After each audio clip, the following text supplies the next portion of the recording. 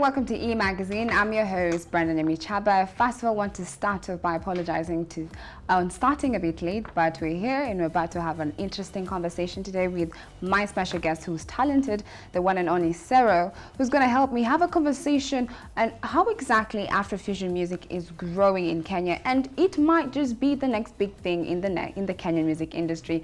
Thank you for joining me, Sero. Thank you for having me. Great. How are you doing? How are you doing today? I'm good. Wonderful. I'm great, yeah.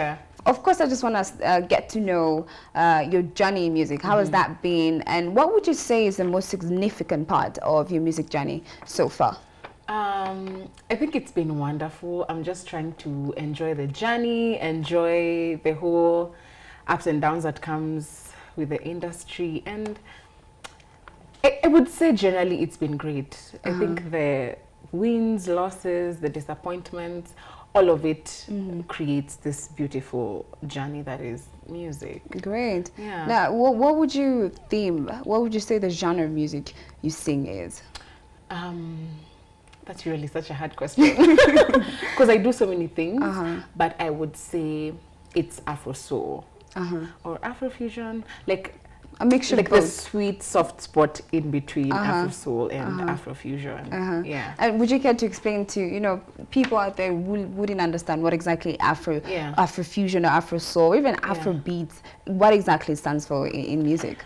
I want to believe it's when you take soul music but have very many African elements into it, and I think that's why when people say Afro-Fusion, it's a mixture of so many things, because it's a fusion of, let's say, benga and jazz and soul and reggae, and then you put now African elements into it, so it becomes Afro-Fusion or Afro-soul, Afro-pop, because it's pop music with very strong African elements. Okay. Yeah, okay. That's what I think would be my understanding of what Afro-Fusion or Afro-soul is. And why did you decide to go along with Afro-soul?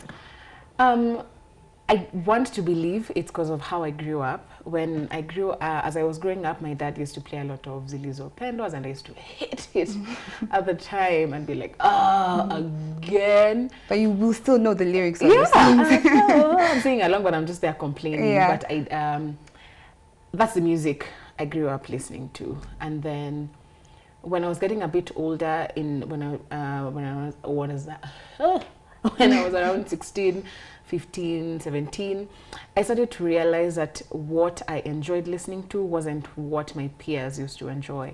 I leaned towards Akina Della and Nina Ogot, Sauti Soul, and that time they weren't even doing Afro-pop per se. They were doing the very slow, Lazizi Wangu, and Della was still singing the Pau Kwapa Kawa, that kind of stuff, and I really enjoyed that. So when it came to creating, I naturally just found myself creating music that sounded like that and had a little bit of benga influence or zilizo-pendwa feel or style into it, because that's what I just loved to listen to.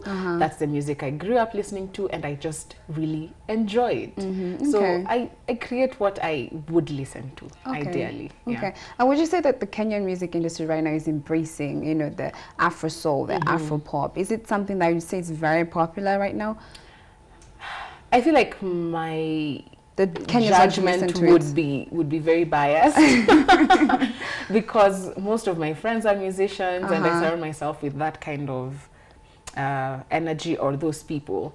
So, and most of them listen to that kind of music. Yeah. So I would naturally feel like, everyone is listening to Afro-Fusion or Afro-soul or Afro-pop right now, because most of the people I know are listening to that kind of stuff. But if you tell me lots of Kenyans are very receptive to that music, then it makes me very happy. It makes me feel like we are heading somewhere. Yeah. Okay, I want to talk about your music. Listening to your songs, they are very deep. They have a story behind it. So I would just want you to tell me, when you're writing the songs, when you're producing the songs, what exactly comes to mind, and why do you choose those particular themes? To connect. That's all. I feel like every single thing I do, if it's with the music, if it's with teaching, if it's with, like, literally everything I do it so as to connect. And I feel as young people, and with how we've grown up and in the social media age, that's the one thing that's missing. Okay. true connection. There's so many vain things around. So when I write my music, I try to write something that someone would relate to. If someone listens to the song, they'd have that sense of, I'm not alone in this story, or I relate to that. So that's what I try to think about every time I write, every time I'm recording. Will someone feel a connection to this song, or will someone feel that this song is relatable to a situation that they've gone through, a friend has gone through, or something like that? Because I just live to tell stories, I guess. Okay. So that's usually my one main focus when I'm writing music. Well, I have to tell you, you tell the stories very well in your music videos. Thank now, you. I want to talk about Dunia. What is the message behind that particular song? That song. That song is very deep. Because that morning before I pressed publish, I was very nervous, because that's my third single, but I've written so many songs. But out of the 3, that's the song I wrote about myself. Every other song I've written about a friend or someone I know, but that song was very personal, and I felt very vulnerable putting that song out. I was so scared, because I was like, I'm letting them in too much, And the main message of that song was just to let people know that just because you're here mic'd and you're on screen doesn't mean you're not a human being. Very true. It doesn't mean just because you look polished and you have a pretty smile and your eyebrows are on flick and your edges are laid. Thanks, I'm taking these compliments right now. That you don't go through the challenges of life and the challenges that come with being a Kenyan, or just being a human being, having a human experience. So that song was very intentional in telling the artist's story, and by extension, everyone who is in the public eye, just to bring the common Mwananchi into our world and let them know that it's not always rosy. We suffer just like you guys. So be kind to everyone. You don't know what anyone is going through. No matter how glamorous they seem, you really don't know their story. So just show kindness to every single person, because we are all going through it, Yeah. Very true. Actually, in Dunia, you talk about, obviously, people living a life that is not exactly real to the people out there on social media. What would you describe as a fake life from your experience to a real life? I think a real life is authentic, and it's very personal. What is real to me wouldn't be real to you. So if at all I ever, like for me personally, if I ever get to a point where I'm flaunting something on the internet that is not a true reflection of who I am, then that's just automatically fake.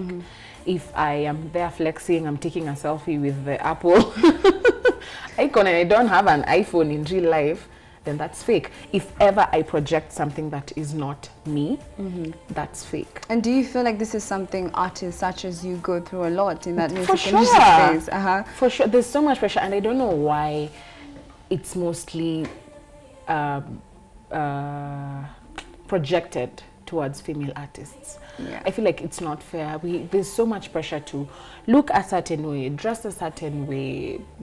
Like, there's this idea that this is how a female artist should look like. This is how they should present themselves on stage. Or this is how they should be speaking. This is how they should look. This is how their bodies are supposed to be, proportioned. Or there's so much pressure when a male artist can just roll up, wake up. Oh, it's today. Let's go. I have to think about, am I wearing lipstick or not? Am I looking for an outfit or should I not? There's just way too much pressure. There's a lot of pressure for female. Us. Yeah, I don't know why. Okay. Speaking of, female artists such as facing pressure through social media platforms, there's also the fact that you work in an industry where it's very male dominated, and filmers like you can face a lot of pressure. How do you deal with that?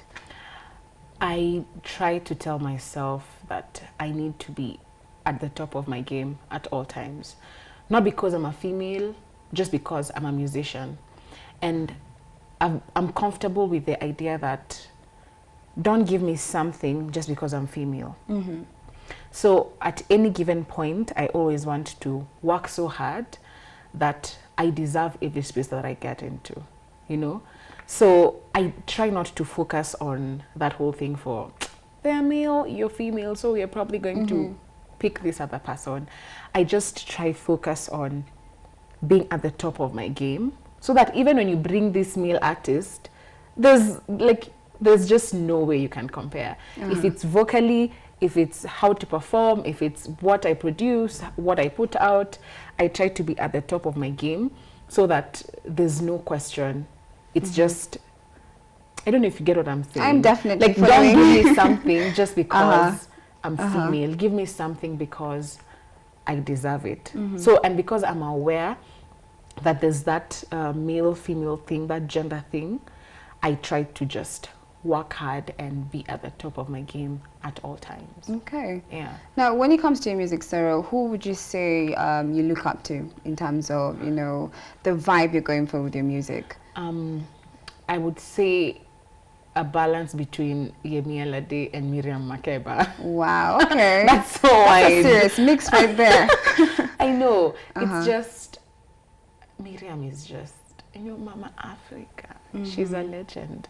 And I feel like her music was very authentic. And when I was in campus, I did a paper on her, and it made me even much more inspired, just because of what she was able to achieve with her music, pass a message and still keep a fantastic brand going, and just have people remember you for all the music you've done. And then fast forward years later, we have Yemi, who's just killing it. She's fantastic on stage. She produces African music. She's a fantastic writer, and there's no scandals associated to her brand. And that's exactly what you want for That's your brand. exactly what I want. I want for people to look at me and think of the music. Okay. I don't want my brand to be associated with drama and all these things. So those two women, and also Susanna Owio, if I can achieve what these women have achieved. You know, funny thing is, when I feel- listened to your music, I got Susanna Owio vibes. I actually went to listen to the song after that. That means I'm doing something Yes. right. Okay, I really want you to sing something for us. Before we get into deeper conversation about Afro-Fusion, I need you to, you know, bless me with the beautiful voice, because that's some of us wish we had. Sing one of yours. Yes. Wengi ni master kwa vile wanavyovaa, lakini utashangaa vile wanavyokaa. Wengi hujifanya mambo yao yako sawa, lakini utashangaa ni mengi haya ya dunia. Oh, haye, haye, haye, haye, haye, haye, si yoyote yang'ayo ni dhahabu. Watu huficha masaibu kwa tabasamu. Oh, basi sote tuwe wakarimu, sababu yote yang'ayo si dhahabu. Oh. Wow, that is beautiful. Thank you. Now, he is Sarah with Dunia.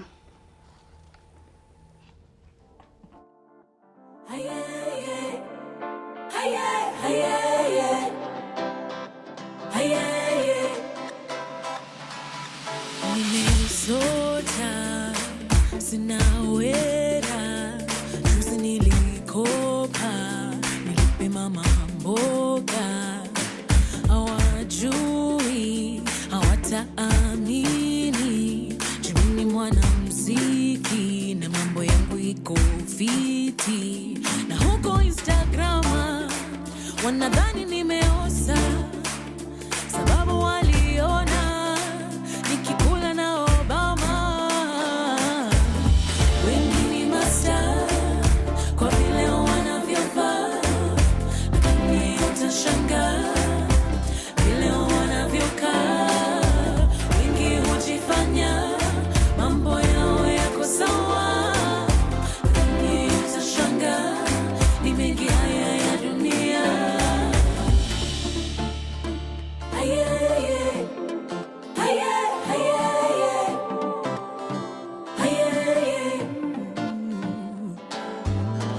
kula kidheri chemsha na avocado, na nina deni ya sombili kwa mama wambo. Sasa nasaka fea angalau nifike show. Lakini jana si nilikuwa kwa TV, na juzi pia nilikuwa kwa gazeti. Mambo yangu yanafaa kuwa fiti. Huko Instagram wanadhani niko poa, sababu waliona ile posta ya koroga. Wengine master kwa vile wanavyovaa, kama utashangaa vile wanavyokaa. Wengi hujifanya mambo yao yako sawa, lakini utashangaa ni mengi haya ya dunia.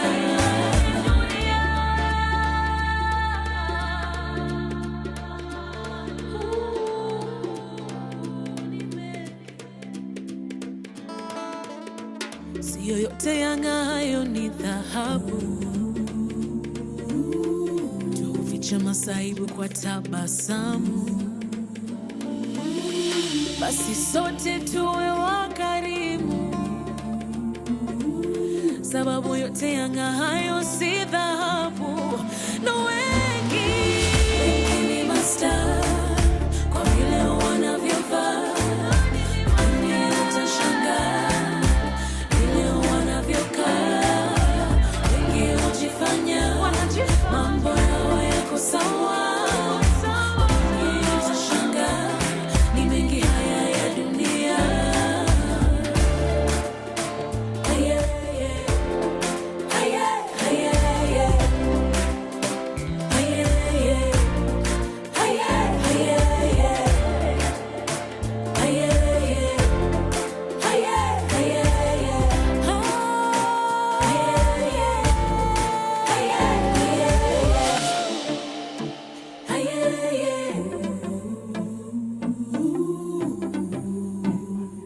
Yes, that was Sarah Dunia. It's such a beautiful song. And it's very, very catchy.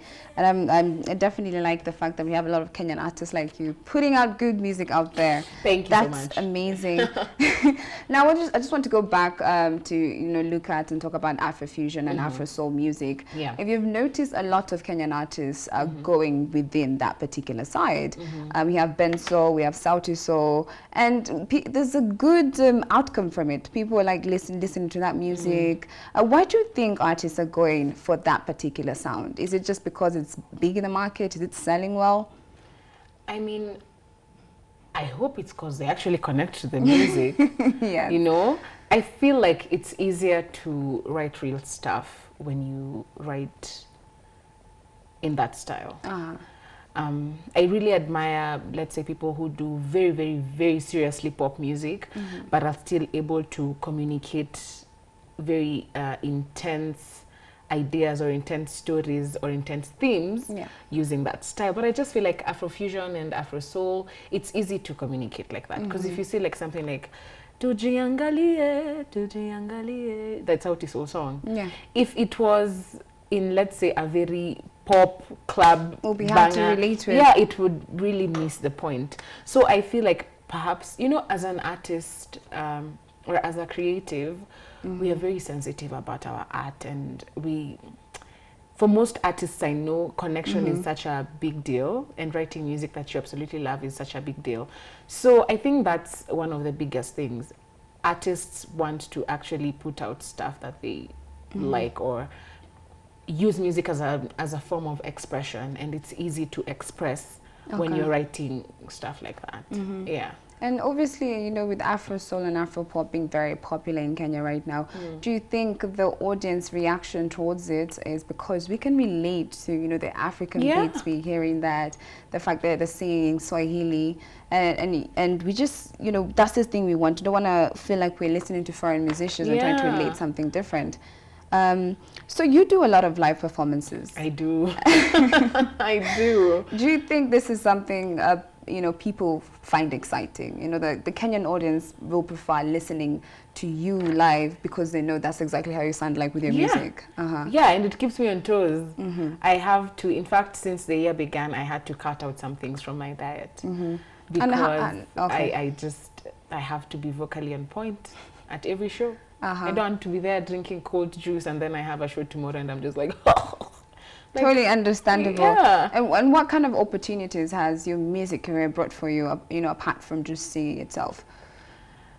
I think it's helped me grow a lot as a person, because especially when I was writing for my album, I had to tap into very deep places within myself. That's where songs like Ya Dunia came out. I had to grow up because of the music. Apart from the music itself, the whole art thing or the whole career thing has really challenged me to be a disciplined person, to be a very I used to be a very random, like, let's just go do whatever. But the performing and the recording has really helped me be very disciplined in terms of rehearsal time, planning a show. I can't afford to be spontaneous anymore. Like, is Beyonce spontaneous? No. She rehearses and rehearses and rehearses. So it's really forced me to be very disciplined, and also just helped me meet some cool people. And when you're getting into that space, especially for performing live in different venues, was it a struggle for you, or you were easily able to get into that space and just get gigs just like that? I think I've always been a performer at heart. My parents keep saying ever since I was a kid, I was just the one. So, could you dance here again? You know, I was that kid. So performing wasn't hard for me, and I'm lucky that I started with performances before going into the studio. I feel like I lost the question. There was a question I was going to. I just basically wanted to know if you know, being able to perform has really helped you grow. Yeah, totally. As in, it's just it's been, I don't know. I don't even know how to say it because I love it so much. Okay. Yeah. That's great. And I have to be, again, it's just forced me to be so disciplined, because Beyonce is my ultimate, you know, icon when it comes to shows. She and works planning. hard. She works very hard. And that's it. You know, before I used to think I am an artist. I have room for spontaneity. I have the space to get on stage and feel what the vibe is, what's the audience asking for, and then do just that, until I started studying Beyonce's shows. And I was like, they're excellent. The whole production. Perfect because of rehearsal, and more rehearsal.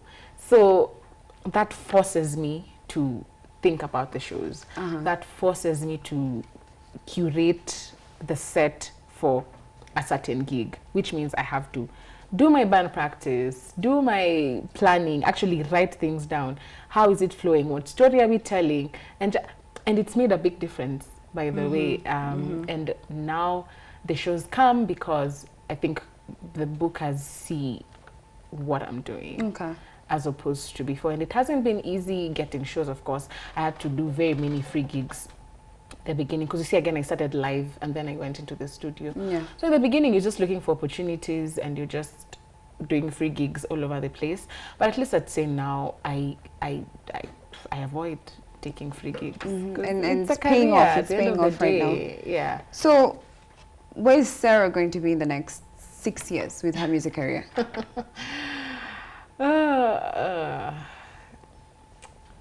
Hopefully a couple of albums to my name. That I'm taking note in that and making sure I see those 6 albums.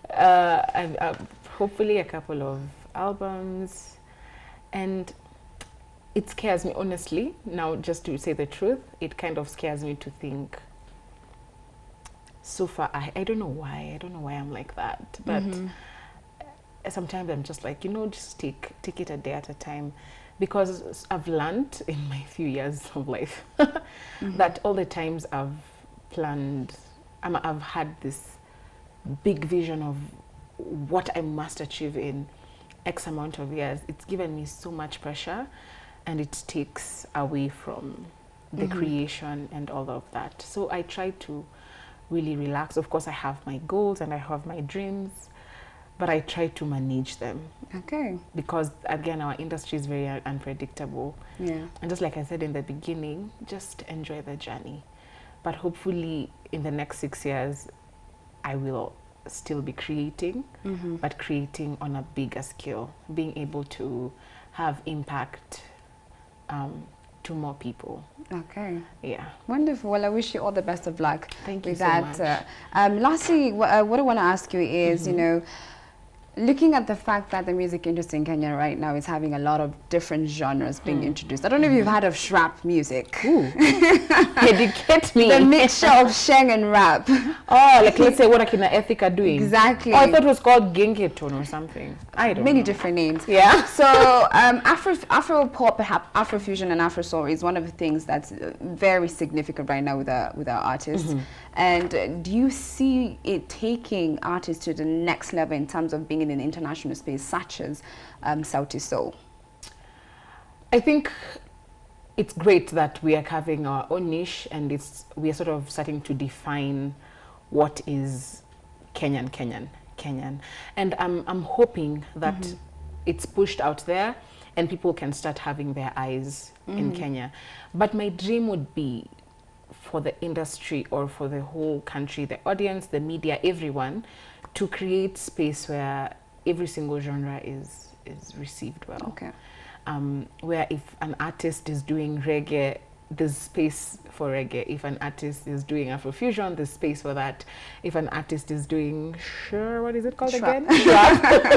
If an artist is doing shrap, there's space for that. But I'm happy that there's something that's popping right now, because if it goes international, then it means people outside are gonna start looking inside, like, oh, so Kenyans actually have dope music, and then shrap will get big, and then they'll be like, oh, then there's this Afro-Fusion people, then there's those artists doing reggae, there's, you know, and it pushes the whole industry up. So just do your thing, man. Artists, like, music is all about expression. If you express yourself best in shrap, do it. Yeah. Well, thank you so much, Sarah, for being on my show. Thank you so much really for appreciate having it. me. Obviously, we're not going to end this without you giving us a little goodbye song over there. So, whenever you're ready. All right. I'm on my way to Rongai just to hear you tell a lie. Deep inside, I wanna die, 'cause I see through your evil eye. I'm on my way to Rongai just to hear you tell a lie. Deep inside, I wanna die, 'cause I see through your evil eye. You're sighting amalo, kwani nimekosa uwezo. Nishike mkono, ninahofia yangu mawazo. You're sighting amalo, kwani nimekosa uwezo. Yeah.